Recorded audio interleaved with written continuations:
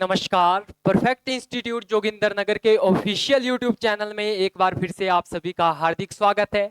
आशा कर रहा हूं कि आप सभी लोग जो है ठीक होंगे।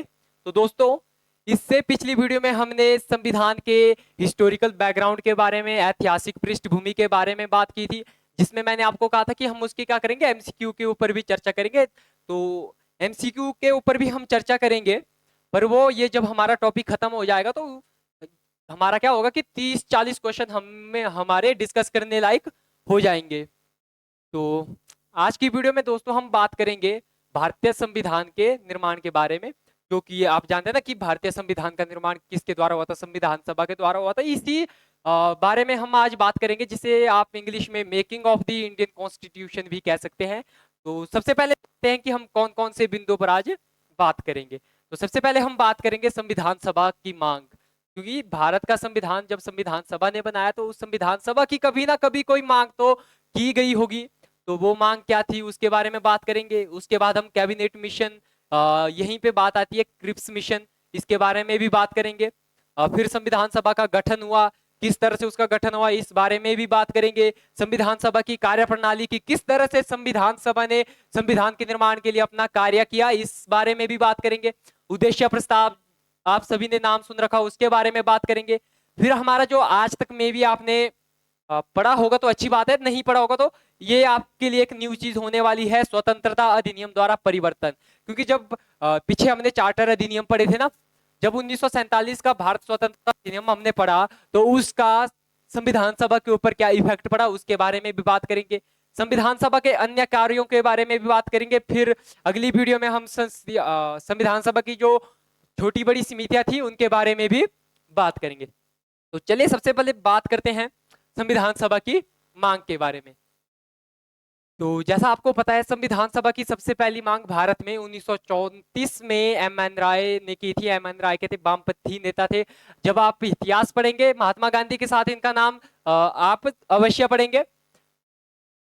चलिए यहाँ पे गलत है, इसको ठीक कर लेते हैं। तो क्या था, भारत में संविधान सभा के गठन का विचार सबसे पहले वर्ष 1934 में एम.एन. राय ने रखा था। 1935 में आधिकारिक रूप से संविधान सभा के गठन की मांग की। फिर 1938 में नेहरू ने घोषणा की। मैं बता देता हूँ कि 1934 में क्या किया, एम.एन. राय ने क्या किया, आधिकारिक रूप से मांग रखी कि संविधान सभा का गठन होना चाहिए। वहीं इसी मांग को आगे ले चलते हुए 1935 में भारतीय राष्ट्रीय कांग्रेस ने क्या किया, आधिकारिक रूप से मांग रखी कि नहीं, भारतीय संविधान के निर्माण के लिए संविधान सभा का गठन होना ही चाहिए। 1935 में मांग रखी। उसके बाद आप देख सकते हैं कि 1938 में नेहरू ने क्या किया, घोषणा कर दी कि भारतीय संविधान का निर्माण भारतीय नागरिकों, यानी कि भारतीय नागरिकों के द्वारा वयस्क मताधिकार के द्वारा चुनी गई संविधान सभा के सदस्यों द्वारा किया जाएगा। किसका निर्माण, संविधान सभा का माफ कीजिए, संविधान सभा का गठन किया जाएगा। संविधान सभा का काम क्या था, संविधान का निर्माण करना। अब नेहरू की इसी 1938 में नेहरू जी ने जो मांग रखी थी कि संविधान का निर्माण संविधान सभा के द्वारा होना चाहिए, इसी मांग को अंग्रेजों ने 1940 में जो है एक्सेप्ट किया, स्वीकार किया, जिसे हम 1940 का अगस्त प्रस्ताव के नाम से भी जानते हैं। एक पॉइंट जो है दूसरे पॉइंट से रिलेटेड होता है, जुड़ा हुआ होता है, इसके बारे में आपको ध्यान रखना है। आगे देखते हैं कैबिनेट मिशन। जैसे ना जब 1940 में क्या हुआ, अगस्त प्रस्ताव एक्सेप्ट हुआ, अगस्त प्रस्ताव का इसे नाम दिया गया। तो उसके बाद ब्रिटिश प्रधानमंत्री, जो ब्रिटिश सरकार थी वहां की, उन्होंने क्या किया, एक मिशन भारत में भेजा कि एक मिशन आया भारत में जिसे हम क्रिप्स मिशन के नाम से भी जानते हैं। 1942 में ये मिशन भारत में आया। इस मिशन का बहिष्कार जो है मुस्लिम लीग के द्वारा किया गया, और मुस्लिम लीग उस टाइम जो इसका बहिष्कार का कारण था, मुस्लिम लीग क्या थी, वो एक जिद पर अड़ी रही कि उनके लिए, मुसलमानों के लिए एक अलग राज्य यानी पाकिस्तान का क्या किया जाए, निर्माण किया जाए, गठन किया जाए। इसी मांग के कारण क्या हुआ, क्रिप्स मिशन का जो है विरोध हुआ, वो बहिष्कृत हुई। इसी के बाद जो ब्रिटिश सरकार ने क्या किया, 1946 में एक और कमीशन भारत भेजा, जिसे हम कैबिनेट मिशन के नाम जानते हैं। 1946 में हुआ। इस मिशन के बारे में हालांकि क्वेश्चन भी पूछे जाते हैं आपके एग्जाम में। तो सर पैथिक लॉरेंस जो थे इसके अध्यक्ष थे। पूरी इसके बारे में हम बात करेंगे कि क्या था, ये 3 सदस्य मिशन था जिसके अध्यक्ष हमारे लॉर्ड पैथिक लॉरेंस थे। और बाकी 2 हमारे सदस्य सर स्टैफोर्ड क्रिप्स और एपी अलेक्जेंडर थे। इतना आप ये नाम याद रख लीजिएगा, क्योंकि पेपर में कभी क्वेश्चन पूछा जाता है कि इनमें से कौन सा सदस्य जो है कैबिनेट मिशन का सदस्य नहीं है, या नहीं था, या है, या था। इस तरीके से क्वेश्चन घुमा फिरा के आपसे पूछा जा सकता है, इसीलिए नाम आप याद जरूर कर लीजिएगा। उसी के बाद 24 मार्च 1946 को क्या हुआ, ये भारत पहुंचा। आज तक हमें पता है कि 1946 आया, लेकिन एग्जैक्ट डेट आज आपको पता लगी 24 मार्च 1946। चलिए, जब ये कैबिनेट मिशन भारत आया 24 मार्च 1946 को, तो इसने अपनी रिपोर्ट तो दी होनी। तो अपनी रिपोर्ट कब दी? अपनी रिपोर्ट दी इसने 16 मई 1946 को। और इसको क्या किया गया, दोनों ने भारतीय राष्ट्र कांग्रेस और मुस्लिम लीग दोनों का उस टाइम क्या था, बोलबाला था भारत में। तो दोनों ने क्या किया, इसे स्वीकार किया। कैबिनेट मिशन ने स्वीकार किया कि ठीक है, चलिए मुसलमानों के लिए एक अलग राज्य का हम गठन करेंगे जिससे पाकिस्तान नाम दिया जाएगा। इसने एक्सेप्ट किया, तो एक्सेप्ट किया, क्या हो गया, संविधान सभा का गठन किया गया। तो क्वेश्चन ये भी पूछा जाता है कि भारतीय संविधान का गठन किस मिशन के अंतर्गत हुआ या किस मिशन के द्वारा किया गया, तो वो हमारा ऑप्शन नंबर बी पे रहेगा, कैबिनेट मिशन। तो कैबिनेट मिशन के द्वारा संविधान सभा का निर्माण किया गया और संविधान सभा के द्वारा भारतीय संविधान का निर्माण किया गया। चलिए आगे देखते हैं संविधान सभा का गठन। नवंबर 1946 में संविधान सभा का गठन हुआ। जब इसका गठन हुआ तो उस टाइम कुल कितने सदस्य थे, सदस्य कौन कौन हिस्सों में डिवाइड थे, उसके बारे में आप यहां देख सकते हैं कि संविधान सभा के कुल सदस्य विभाजन से पहले, हालांकि यहाँ पे मैंने ना 2 तरीकों से इससे आपको समझाने का प्रयास किया। एक संविधान से पहले संविधान माफ कीजिए, एक विभाजन से पहले संविधान सभा के सदस्यों की संख्या, दूसरा हमारा विभाजन के बाद। क्योंकि पहले क्या था, भारत और पाकिस्तान दोनों अलग अलग नहीं थे, दोनों एक ही थे। पर जब भारत आजाद हुआ, पाकिस्तान एक अलग राज्य बना, तो क्या हुआ, दोनों में अलग अलग संविधान सभाएं बनी। भारत की अलग संविधान सभा थी, पाकिस्तान की अलग संविधान सभा थी। अब कुछ मेंबर, जितना हिस्सा पाकिस्तान को भारत का गया, तो वहां एक अलग संविधान सभा गठित की गई। जितने उस क्षेत्र में संविधान सभा के सदस्य थे वो भी पाकिस्तान की संविधान सभा में शिफ्ट हो गए। तो इसी तरह क्या हुआ, यहाँ मेंबर में फेरबदल हुई। तो उसी के बारे में बात करेंगे। संविधान सभा के कुल सदस्यों की संख्या विभाजन से पहले, तो वो थी हमारी 398, माफ कीजिए 389 आप याद रखिएगा। 389 सदस्य थे कुल सदस्य, टोटल मेंबर्स ऑफ जो भी था। चलिए, संविधान सभा के कुल सदस्यों का जो हमारा उस टाइम संख्या थी वो निर्धारित थी 389। 389 सदस्य उस टाइम हमारे संविधान सभा में चुनकर आए थे। वो पाकिस्तान अविभाज्य भारत के थे, अविभाज्य आप समझ लीजिएगा। अब इसे भी हमने 2 हिस्सों में डिवाइड किया था। एक किया था हमने ब्रिटिश भारत, क्योंकि ब्रिटिश भारत में कौन कौन से थे जिन पे ब्रिटिश सरकार का जो था नियंत्रण था। दूसरा था हमारे देशी रियासतें जहां पे राजाओं का शासन चलता था उस टाइम। अब 389 आप ये समझ लीजिए, 389 को हमने क्या किया, 2 हिस्सों में डिवाइड किया, 296 और 93। 296 93, 296 सदस्य कहां से चुनकर आए थे, ये आए थे हमारे ब्रिटिश भारत से। और जो 93 बचकर आए थे, माफ कीजिए, जो 93 चुनकर आए थे वो हमारे कहां से आए थे, वो आए थे हमारे देशी रियासतों से। ठीक है, अब हमने जो ब्रिटिश भारत के 296 सदस्य आए उन्हें भी हमने 2 हिस्सों में डिवाइड किया। पहले हमने क्या किया, 389 को 2 हिस्सों में डिवाइड किया, 296 और 93। फिर 296 को हमने फिर से डिवाइड कर दिया 2 हिस्सों में। एक था हमारा गवर्नर के प्रांतों से, दूसरा ये जो मुख्य आयुक्त क्षेत्र वहां गया है ना, वो आपका यहाँ आएगा। इसको यहाँ मत पढ़िएगा, ये यहाँ आएगा। तो 296 में 292 उस टाइम 11 गवर्नर के प्रांत थे, 11 प्रांत बनाए थे, 11 गवर्नर थे।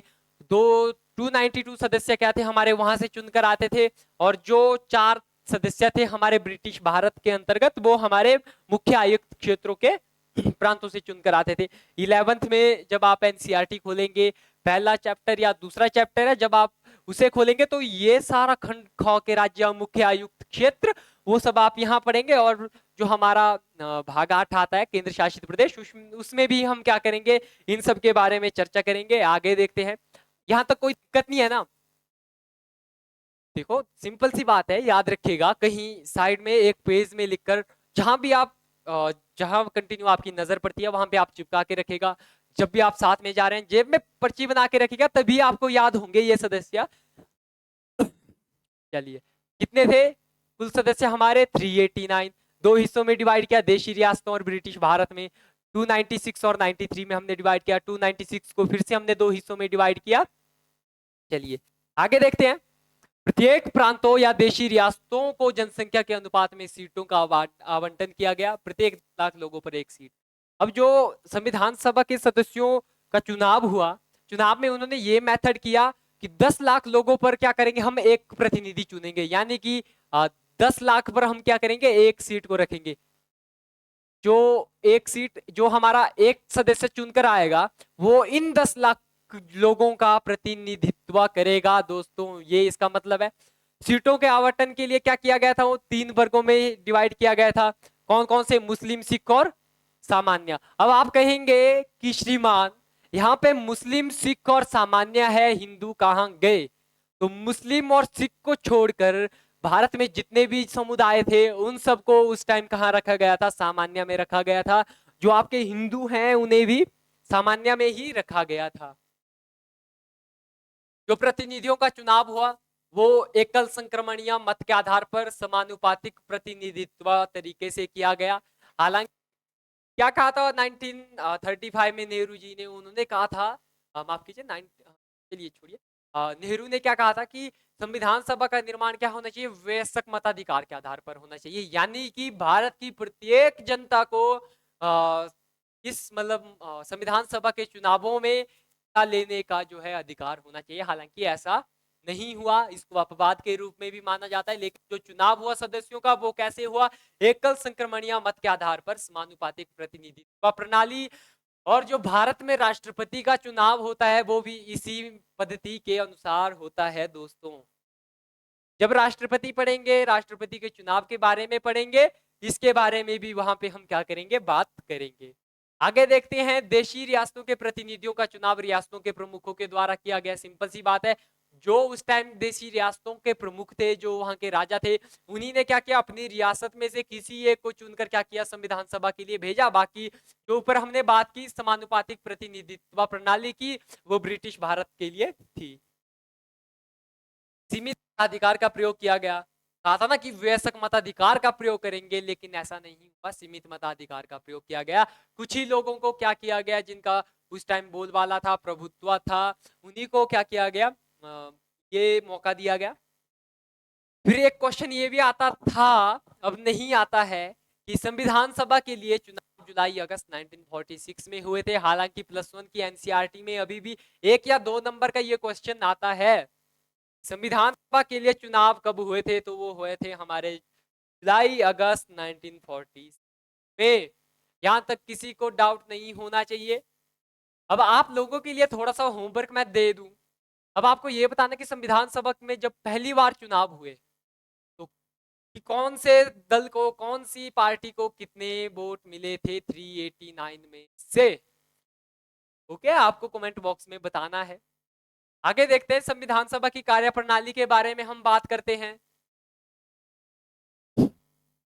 संविधान सभा की कार्यप्रणाली में जैसे आप आज तक आपने इंस्टीट्यूट्स में पढ़ रखा होगा कि संविधान सभा की पहली बैठक कब हुई, दूसरी कब हुई, ये हुआ, वो हुआ, उन सभी के बारे में हम बात करेंगे। लेकिन हमने क्या किया, उसको एक हेडिंग दे दी, समझ रहे ना, हमने क्या की, हेडिंग दे दी कि संविधान सभा की कार्यप्रणाली, किस तरह से संविधान सभा के कार्य जो है शुरू हुआ, फिर समाप्त भी हुआ।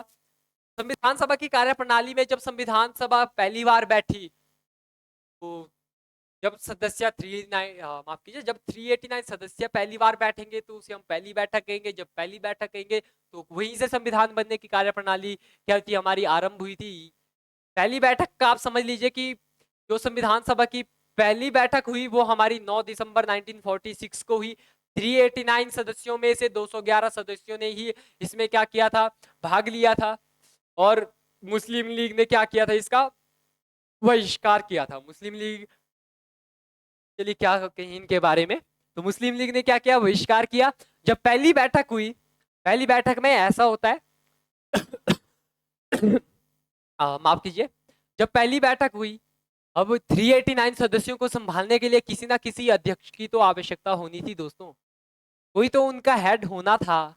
तो उन्होंने क्या किया, फ्रांस में ऐसा रिवाज था कि जो वहां वरिष्ठ जो वहां पे वरिष्ठ व्यक्ति था उसे क्या किया जाता था, अध्यक्ष बनाया जाता। तो फ्रांस को ही एज इट कॉपी करते हुए भारत में क्या किया गया, पहली बैठक में डॉक्टर सच्चिदानंद सिन्हा जी को अस्थायी अध्यक्ष बनाया गया।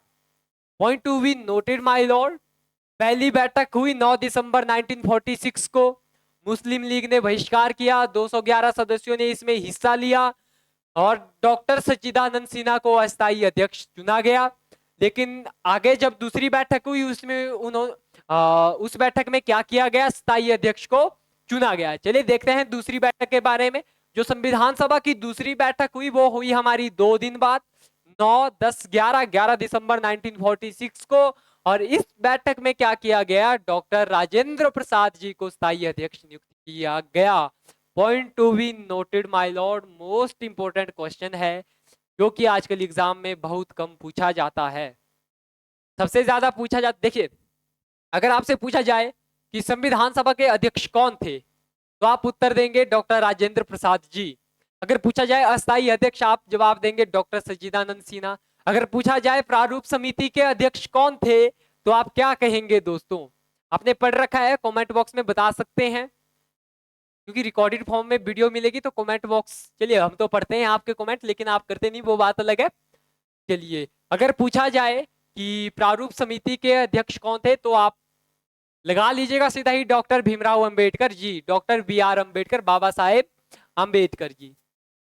जब दूसरी बैठक हुई स्थायी अध्यक्ष तो चुना गया डॉक्टर राजेंद्र प्रसाद जी को। अब जब कई बार ऐसा होता है कि कई कारणों से अध्यक्ष क्या होता है, उपस्थित नहीं होता। जब उपस्थित नहीं होता तो बैठक तो उनको करनी है, कार्यप्रणाली तो उन्हें क्या करनी है, सुचारू रूप से जारी रखनी है। तो इसीलिए उन्होंने क्या किया, साथ ही में 2 उपाध्यक्षों की नियुक्ति भी की। डॉक्टर HC मुखर्जी और VT कृष्णमाचारी क्या थे, संविधान सभा के उपाध्यक्ष थे, यानी संविधान सभा के 2 उपाध्यक्ष थे। यहां तक किसी को डाउट नहीं होना चाहिए। अगर कुछ डाउट है ये PPT, चलिए आपको, चलिए इसके बारे में बाद में कर लेंगे। पहले आप क्या कीजिएगा, अगर डाउट है वीडियो को थोड़ा सा पीछे कर दो, 10-20 सेकंड पीछे चले जाओ। चलिए संविधान सभा की कार्यप्रणाली में ही हमने पढ़ी पहली बैठक, दूसरी बैठक, फिर तीसरी बैठक हुई 2 दिन बाद 13 दिसंबर 1946 को। ये दिन भी खास माना जाता है क्योंकि इसी दिन से भारत का संविधान बनना जो है शुरू हुआ था। भारत का संविधान बनना शुरू हुआ था। जो हमारा उद्देश्य प्रस्ताव था, आप सभी, मैं गारंटी से कह सकता हूं कि आप सभी ने कहीं ना कहीं उद्देश्य प्रस्ताव का नाम सुना होगा, सुना है, बिल्कुल सुना होगा। जो आज आप प्रस्तावना देखते हैं कि हम भारत के लोग भारत को एक संपूर्ण प्रभुत्व संपन्न समाजवादी धर्मनिरपेक्ष लोकतांत्रिक गणराज्य बनाने के लिए, चल रुकी जाता हूं, जो भारतीय संविधान की प्रस्तावना है वो इसी का मीन उद्देश्य प्रस्ताव का परिवर्तित रूप है, परिवर्तन किया हुआ रूप है, जो कि आज हम प्रस्तावना के रूप में देखते हैं। उद्देश्य प्रस्ताव जो है 13 दिसंबर 1946 को पंडित जवाहरलाल नेहरू के द्वारा प्रस्तुत किया गया था। Point to be noted my Lord, 13 दिसंबर 1946 को पंडित जवाहरलाल नेहरू के द्वारा उद्देश्य प्रस्ताव जो है प्रस्तुत किया गया था। कई बार मोतीलाल नेहरू भी ऑप्शन में आ सकता है, आपको खजल नहीं होना है। उसी के बाद जब 13 दिसंबर 1946 को ये प्रस्ताव पारित हुआ, इसके ऊपर चर्चा हुई। 22 जनवरी 1947 को जुलाई 13 दिसंबर 1946 को क्या हुआ, सभा में इसको क्या कर दिया गया, पटल पर रखा गया और जो है 22 जनवरी 1947 को इसे स्वीकार कर दिया गया। सभी सदस्यों ने जो है इसे सर्वसहमति से स्वीकार किया। इसी के परिवर्तित रूप से आप सभी को पता है आज भारतीय संविधान की प्रस्तावना बनी है, परिवर्तित रूप से प्रस्तावना बनी है। आगे देखते हैं स्वतंत्रता अधिनियम द्वारा परिवर्तन। स्वतंत्रता अधिनियम के द्वारा परिवर्तन किसमें, ना हम में, ना आप में, ना संविधान में, बल्कि ये परिवर्तन हुआ संविधान सभा के सदस्यों में। ठीक है, तो सबसे पहले मैंने क्या बताया था, मैं 2 हिस्सों में डिवाइड करूंगा, एक संविधान विभाजन से पहले, एक विभाजन के बाद। जब विभाजन के पहले की हम बात करते हैं, हमें पता था 389 सदस्य हैं, 296 और 93। 296 हमारे कहाँ थे, एक बार आपको रिवाइज भी करवा दूं, 296 सदस्य हमारे ब्रिटिश भारत से आए थे, चुनकर आए थे। बाकी 93 हमारी देशी रियासतों से आए थे।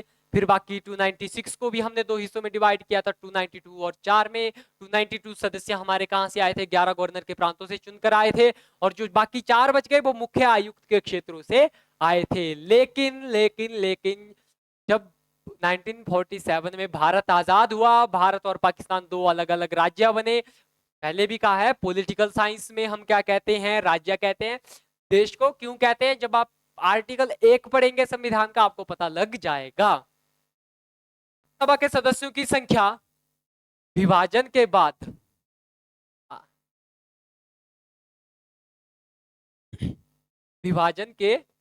चलिए आप वीडियो देख लीजिएगा, चलिए मैं लिख के रखता हूं। विभाजन के बाद संविधान सभा के सदस्यों की संख्या क्या हुई, एकदम से डाउन हो गई। 299 सदस्य ही इसमें क्या किए थे, बचे थे। 299 सदस्य ही बचे। पहले कितने थे, 389। सोच लो कितने कम हो गए, जमा गुणा आप खुद कर लीजिए, मैथमेटिक्स आप पढ़ते हैं। 299 सदस्य 2 हिस्सों में हमने डिवाइड किया। 229 ब्रिटिश भारत के थे, वो बचे। बाकी 70 हमारे देशी रियासतों के बचे। ये है विभाजन के बाद का। हालांकि आपके एग्जाम में ये नॉर्मली पूछा नहीं जा सकता, लेकिन अगर एग्जामिनर हमारे जैसा हो तो वो जरूर छाप सकता है। एग्जामिनर थोड़ा संकी हो, घर में लड़कर आया हो, वो क्या करेगा, ये क्वेश्चन जरूर डालेगा। सारा गुस्सा आप ही के ऊपर निकालना है ना। चलिए आगे देखते हैं। ये जो आप अभी पॉइंट देख रहे हैं, 4-5 पॉइंट, ये क्या था, संविधान सभा में परिवर्तन था। वो परिवर्तन कब था, विभाजन के बाद। भारतीय स्वतंत्रता अधिनियम 1947 के बाद ही ये जो थे परिवर्तन हुए। इसके द्वारा क्या किया गया, जो संविधान सभा थी उसे संप्रभु निकाय बनाया गया। संप्रभु निकाय मतलब कि संविधान सभा के ऊपर ना आंतरिक रूप से ना बाह्य रूप से किसी का जो था हस्तक्षेप नहीं था। ये पूरी तरह से आजाद थी, किसी भी तरह से किसी भी प्रकार का कानून, जो वो कानून क्या होना चाहिए था, पर भारत की जनता को स्वीकार होना चाहिए था, बना सकती थी। संप्रभु, सॉवर्निटी, ठीक है। आगे देखते हैं। संविधान सभा स्वतंत्र भारत की पहली संसद बनी। Point to be noted my Lord, most important जो है पॉइंट आपके सामने है। चलिए कैसे लिखता है आईएमपी, चलिए मोस्ट इंपोर्टेंट पॉइंट है, संविधान सभा स्वतंत्र भारत की पहली संसद बनी। स्वतंत्र भारत की पहली संसद हमारी कौन बनी, संविधान सभा बनी। अब जब भी ये जो पॉइंट है ना दोस्तों, ये पॉइंट बड़ा ही जरूरी है। चलिए मैं एक बार इसको मिटा लेता हूं, अगर मिट जाए ना ये पीपीटी। ये चीज आप समझ लीजिए, ये चीज आप लोगों के लिए नहीं है। आज से पहले आपने, मे भी मुश्किल है अगर आप यहाँ लोकल के हैं, आपने कहीं नहीं पढ़ा होगा, फिर भी आपको बता रहे हैं कि संविधान सभा क्या थी, स्वतंत्र भारत की पहली संसद बनी। जब दो तरह से ये काम करती थी, एक संविधान सभा की तरह काम करती थी, एक संसद की तरह काम बनती थी। एक क्या करती थी, भारत के लिए कानून बनाती थी, और दूसरा काम ये क्या करती थी कि जो भी कानून बने थे उसको जब तक संविधान ना बने उन कानूनों को लागू करना। दो तरह के काम करती थी। जब भी संविधान सभा की बैठक संविधान सभा के रूप में होती थी संविधान सभा काम कर रही थी 2 तरीकों से। जब भी इसकी बैठक क्या होती थी, संविधान सभा के रूप में होती थी, तो इसके अध्यक्ष हमारे कौन होते थे, डॉक्टर राजेंद्र प्रसाद होते थे। यहां तक कोई दिक्कत नहीं है। फिर पर जब इसकी बैठक बतौर विधायिका यानी कि संसद बतौर संसद होती थी, तो इसके अध्यक्ष कौन होते थे, हमारे जीबी मावलंकर। पढ़ा ना पहले अध्यक्ष कौन थे, हमारे जीबी मावलंकर जी थे। ये वो चीज है, मैंने कहा ना कि एक पॉइंट कहीं ना कहीं किसी ना किसी रूप में दूसरे से रिलेट करता है। आप देख रहे हैं लाइव प्रूफ। सिंपल सा एक बार फिर से बता रहा हूं, आई होप आपको समझ आ गया होगा। जिनको समझ नहीं आया वो एक बार ध्यान से सुन लीजिए। संविधान सभा की बैठक जब संविधान सभा के रूप में होती थी, तो इसकी अध्यक्षता कौन करते थे, डॉक्टर राजेंद्र प्रसाद करते थे। क्यों, क्योंकि संविधान सभा के अध्यक्ष ही डॉक्टर राजेंद्र प्रसाद थे। लेकिन जब भी इसकी बैठक क्या होती थी, बतौर विधायिका यानी संसद के रूप में होती थी, तब इसकी अध्यक्षता कौन करते थे, जीबी मावलंकर करते थे। एक बार फिर से थोड़ा सा रिवर्स में जाऊं तो मैं आपको बता दूं कि संविधान सभा ने जब तक भारत का संविधान लागू नहीं हुआ 2 तरीकों से काम किया। एक कानून बनाने का काम, एक जो कानून बने हैं उनको लागू करने का काम। ये 2 काम क्या किए संविधान सभा ने संविधान लागू होने तक किए। आगे देखते हैं संविधान सभा के अन्य कार्य। ये कार्य तो संविधान सभा ने किए ही किए, कुछ अन्य कार्य भी थे, उनके ऊपर भी चलिए एक नजर फेर लेते हैं। संविधान सभा के अन्य कार्य। 1949 में राष्ट्रमंडल में भारत की सदस्य का सत्यापन किया। इन पॉइंट को एक बार आप क्या कीजिएगा, खुद से भी पढ़ लीजिएगा। 22 जुलाई 1947 को राष्ट्रीय ध्वज को अपनाया, मोस्ट इंपोर्टेंट है। बहुत से एग्जाम में पूछा गया है, अभी भी पूछा जाता है। अगर आपकी किस्मत खराब हो तो पूछा नहीं जाएगा, वैसे 90% चांस रहते हैं कि ये क्वेश्चन पूछा ही जाएगा। 22 जुलाई 1947 को राष्ट्रध्वज को अपनाया गया। फिर वही बात आती है कि 24 जनवरी 1950 को राष्ट्रगान को अपनाया गया, 24 जनवरी 1950 को राष्ट्रगीत को अपनाया गया, 24 जनवरी 1950 को राजेंद्र प्रसाद को भारत का पहला राष्ट्रपति चुना गया। ये वाला पॉइंट आपके लिए क्या है, न्यू है, बाकी आपने सारे पढ़ रखे हैं कि क्या किया गया। 24 जनवरी 1950 को डॉक्टर राजेंद्र प्रसाद को भारत का पहला राष्ट्रपति चुना गया। और डॉक्टर राजेंद्र प्रसाद जो है एकमात्र ऐसे राष्ट्रपति हैं जो कि 2 बार राष्ट्रपति बन चुके हैं। भारत में राष्ट्रपति क्या है, एक व्यक्ति असीमित बार, जितनी बार वो चाहे, मतलब जितनी बार चुनाव जीतकर वो राष्ट्रपति बनता है, बहुत बार बन सकता है। मतलब राष्ट्रपति बनने की कोई सीमा नहीं है, लिमिटेशन नहीं है कि आप 2 बार ही राष्ट्रपति बन सकते हैं। अमेरिका में ऐसा कि आप 2 बार ही राष्ट्रपति बन सकते हैं, लेकिन भारत में ऐसा नहीं है। आगे क्या है, आगे देखते हैं। ऐसा आपको पता ना कि 2 साल 11 महीने और 18 दिनों में संविधान सभा की कुल 11 बैठकें हुई। आप सभी को पता ना, थोड़े थोड़े ही पॉइंट में आपको बताता रहूंगा। टाइम वीडियो थोड़ी लंबी हो सकती है, लेकिन जरूर देखिएगा। जो हमारा संविधान था, मुझे पता है, आप सभी को पता है कि संविधान बनने में 2 वर्ष 11 महीने 18 दिनों का समय लगा। फिर ये चीज आपको पता नहीं थी कि 2 वर्ष 11 महीने और 18 दिनों में संविधान सभा की 11 बैठकें हुई थी। 11 बैठकें हुई थी। अब मुझे ये बताइए कि जब 2 साल 11 महीने 18 दिनों में संविधान बनता रहा, तो इसमें कितना खर्चा आया यूरोनर? है किसी को पता आप में से कि संविधान बनने में कितना खर्च आया था? ये आया था 63,96,729 रुपए। 63,96,729 रुपए, लगभग 64 लाख रुपए का खर्चा आया था, जो उस टाइम में एक बहुत बड़ी धनराशि थी। ये आपके लिए नई चीज हो सकती है कि संविधान बनने में कितना खर्चा है। 63,96,729, लगभग 64 लाख। अब जो भारत के संविधान को उधार लिए गए थैलों का समूह कहा जाता है, वो क्यों कहा जाता है? क्योंकि जब संविधान का निर्माण किया जा रहा था, संविधान सभा में अलग अलग समितियां बनी थी, अलग अलग समितियों को अलग अलग कार्य दिए गए थे। तो उन समितियों ने क्या किया, उन समिति के सदस्यों ने लगभग 60 देशों के संविधानों का अवलोकन किया। 60 देश, सोच लीजिए, 60 देश, मतलब कि एशिया में ही हमारे 49 कंट्री हैं, 49 देश हैं। मतलब पूरे एशिया, मतलब देश तो कोई और भी हो सकते हैं ना, ऐसा मान मत, मतलब मान के मत चलना कि एशिया के ही सभी देशों के। कितने 60 देशों के संविधानों का क्या किया, संविधान सभा के सदस्यों के द्वारा अध्ययन किया गया, अवलोकन किया गया। उनमें से जो चीजें उन्हें लगी कि भारत की परिस्थिति के अनुसार भारत में इन्हें फिट किया जा सकता है, भारतीय संविधान में सम्मिलित की गई। जब विशेषताएं संविधान की, चलिए कर लेंगे बात विशेषताओं के ऊपर भी अगर समय लगा, तो उसमें हम पढ़ेंगे कि भारतीय संविधान को उधार लिए गए थैलों का समूह कहा जाता है। लेकिन ये क्या है, पूरी तरह से गलत है। थोड़ा चलिए, नहीं वीडियो लंबी हो जाएगी ना, चलिए आगे देखते हैं। संविधान के प्रारूप पर 114 दिन तक क्या हुआ, विचार हुआ। संविधान का जब प्रारूप बना कि कौन सी चीजें, जब प्रारूप की बात करें, ड्राफ्टिंग की बात करें, मतलब कि कौन सी चीज कहाँ पे एडजस्ट होगी। जैसे आप घर बना रहे हैं, जब आप घर बना रहे हैं तो भाई साहब कौन सा कमरा कहाँ पे होगा, किचन हमारा कहाँ पे होगा, वॉशरूम हमारा कहाँ होगा, बाथरूम, सारी चीजें हमारी कहाँ पे होंगी, ड्राइंग रूम कहाँ होगा, हम टीवी रख रहे हैं टीवी कहाँ रखेंगे, बेड लगा रहे हैं बेड कहाँ लगाएंगे। इसी तरह की क्या की गई इन सभी चीजों पे कि संविधान में कौन सी चीज पहली रखी जाए, कौन पहले भाग में कितने आर्टिकल रख जाए, किन किन को पहले आर्टिकल में जगह दी जाए, पहले भाग में जगह दी जाए, लास्ट में किसको रखा जाए। तो इंपोर्टेंस के अनुसार क्या किया गया, इसके प्रारूप पर 114 दिन तक बहस हुई, विचार किया, विमर्श किया गया। अंततः 24 जनवरी 1950 को संविधान सभा की अंतिम बैठक हुई। 24 जनवरी 1950 को संविधान सभा की अंतिम बैठक हुई। पहली बैठक कब हुई थी, 9 दिसंबर 1946 को, और लास्ट कब हुई हमारी, 24 नवंबर 1950 को। चलिए आगे देखते हैं, आगे आपके लिए क्या है। ये समितियां हैं।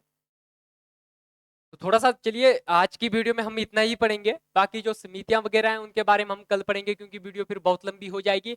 अब जब बात करते हैं हम संविधान के बारे में, संविधान आपको पता है कि 26 नवंबर 1949 को बनकर क्या हुआ था, तैयार हुआ था।